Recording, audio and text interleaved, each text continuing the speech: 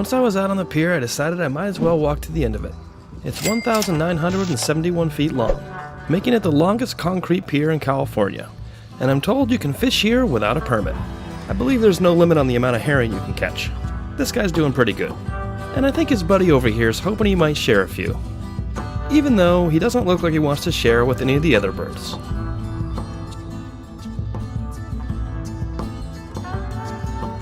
So just a block away from the hostel, if you come at low tide, you can see the tide pools, and they're going to have everything from barnacles, crabs, seaweed, fish, seagulls like that guy.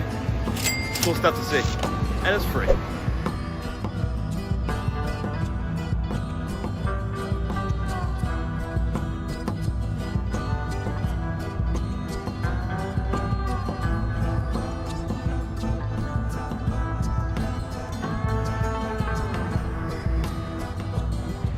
I am loving the West Coast sunsets. San Diego, you look good.